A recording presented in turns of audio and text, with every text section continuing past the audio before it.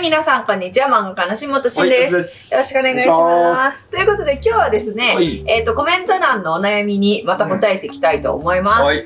帽子の描き方について教えてくださいというリクエストが来ておりました。帽子かいやー、確かに、描くよね、帽子ってね。まあ、描きたいよね、なんかアイテムとしてね。で、確かに、見てると、初心者さんが結構やっちゃいがちなミスっていうのがあるのね。というので、早速それを今回指摘しながら、みんなで上手な帽子の描き方をマスターしていきたいと思います。それでは早速やっていきましょう。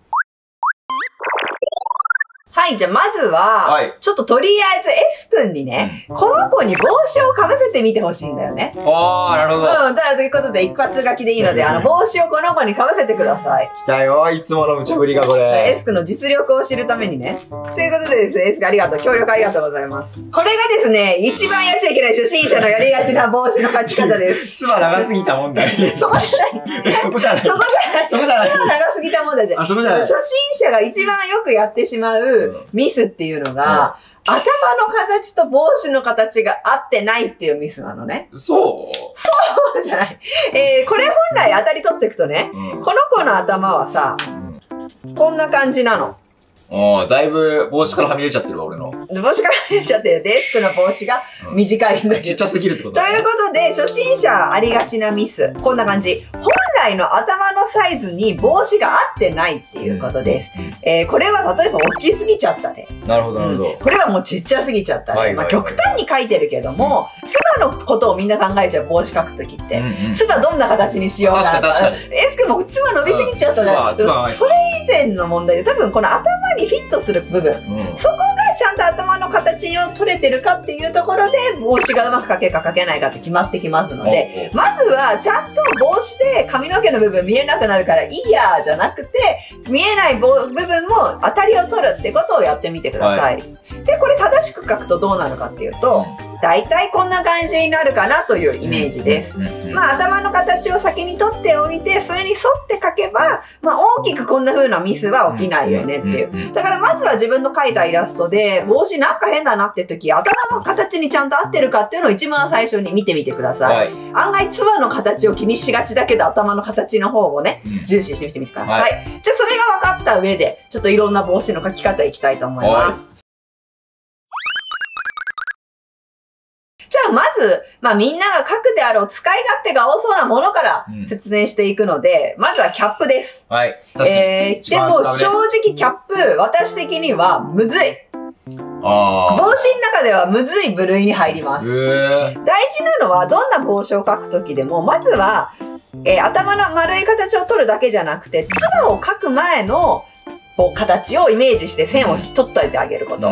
これぐらいの深さで被らせようかなっていう、要は被らせる深さです。本当はちゃんと正式に考えたらこの形だとこれぐらいの深さで被るとかあるけど、初心者の人は言うてもそんな深く考えなくて、耳の上、頭頂部の間、その辺りに横線がピッて入るイメージで描けば、まあ大きく被り方間違えることはないと思います。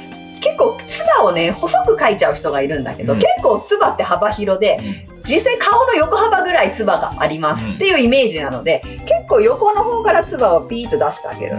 で、ここでちょっと初心者の人やりがちだと思うのは、シューってこうやって描きたくなっちゃうんだけど、ここをね、ちょっと弓なりに山っぽく描いてあげてください。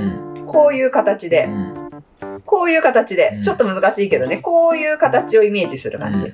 そうしてあげるとすごく急につばっぽくなるし、この後ろに下げてる場合、帽子をね、この裏側もピュッて描いてあげてもいい。今ちょっと角度的に見えなそうだから描かないけど、これが描けたらもはやキャップはもう描けたと。かけたも同然です。頭の形に取ればいいだけ。そうだね。ただね、まん丸く取るキャップもあるんだけど、みんながよくイメージするキャップっていうのは、まず頂点ここ決めるじゃない。一回一個で線を出した時に、ここでカクってさせる。この辺でカクって。ちょっとやりすぎたかな。この辺でカクってさせる。で、もう片っぽの方もこの辺で一回カクってさせる。これがみんながよく思うキャップなんじゃないかなとは思う。ここからさらにちょっとプロっぽく見せるコツなんだけど、縫い目を描いてってあげます。で、ここのまずど真ん中、顔の中心に来るように一本線を入れてあげる。で、S 君さっきロゴ入れてたじゃん。ロゴ入れたいならこの縫い目を突き破るような形でロゴを描いてあげて、で、もう一回縫い目を下ろしてあげる。で、このつばの付け根あたり。からもう一本線を上に入れてあげる。はいはいはいはい。まあこういうことで上にもしかしたらボタンをつけてあげる。あるある、絶対あるそれ。これでまあまあキャップらしいです。あとつばのところにもう一本この細い線とか入れてあげてもちょっとキャップっぽくなるよ。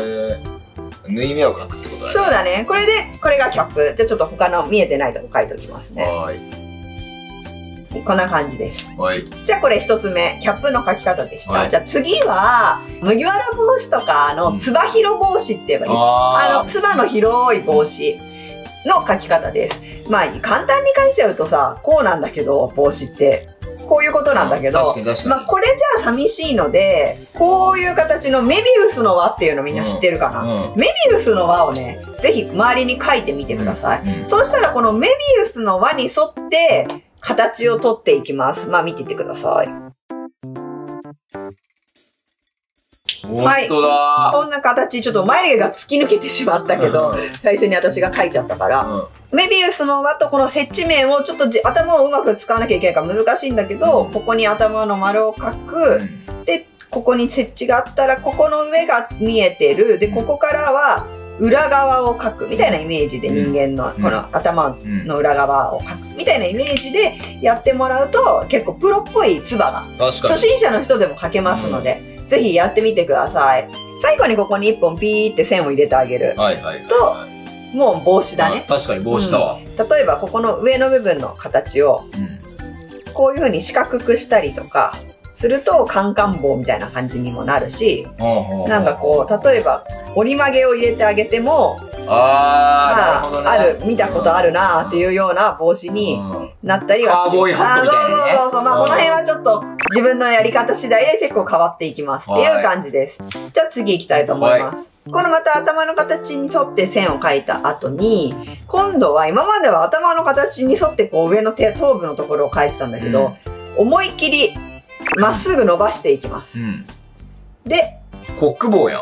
ここだけだとね、確かに。ちょっとここ曲線ね。ここが直線ではなくちょっとだけ曲線。っていう感じです。線を入れてあげた後に、また今さっき描いた感じのイメージでちょっとこう翻してあげるともっといいかなと思うんだけど。メビウスっぽい感じ。そう。ただここまでなびかせない方がいいかなとは思う。正直そのなびかせる必要もないんだけど、直線で描くよりはなんかプロっぽく見えるかなと思う。まあこんな感じで。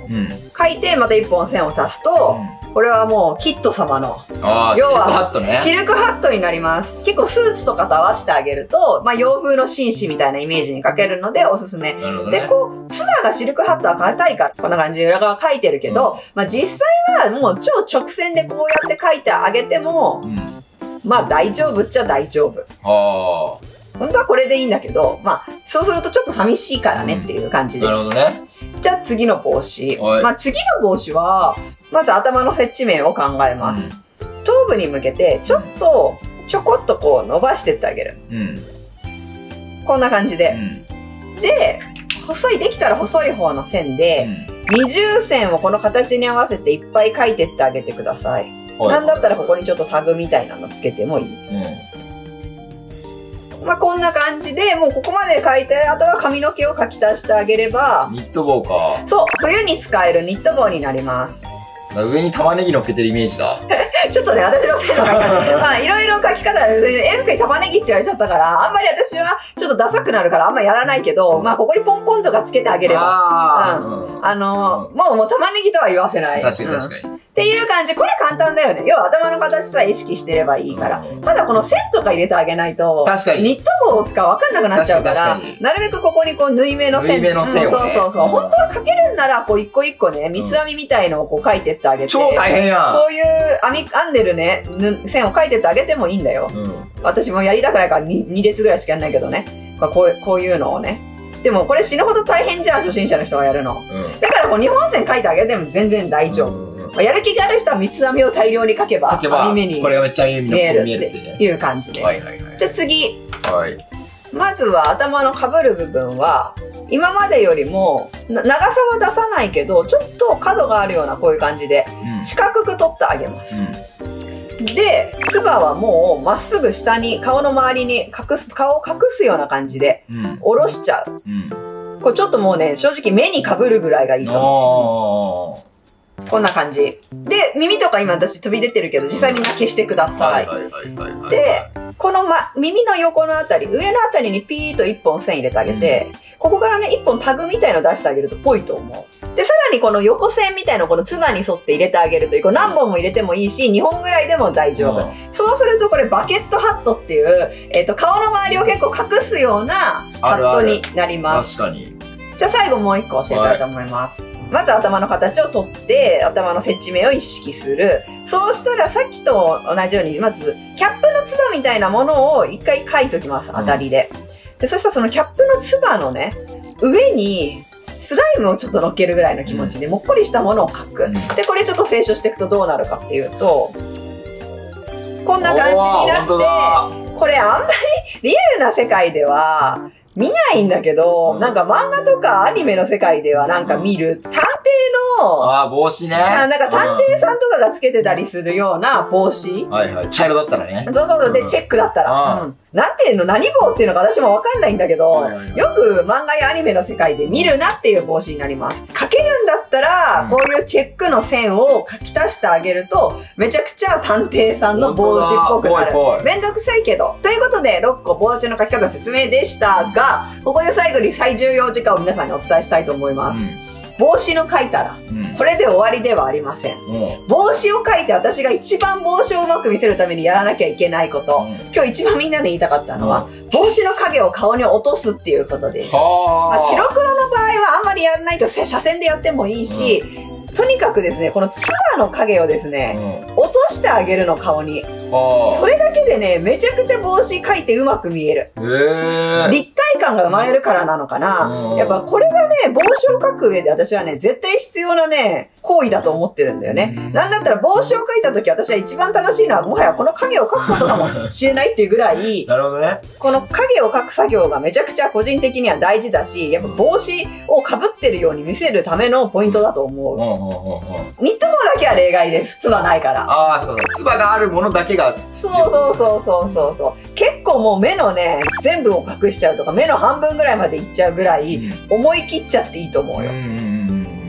という感じで、ほら、こんな感じです。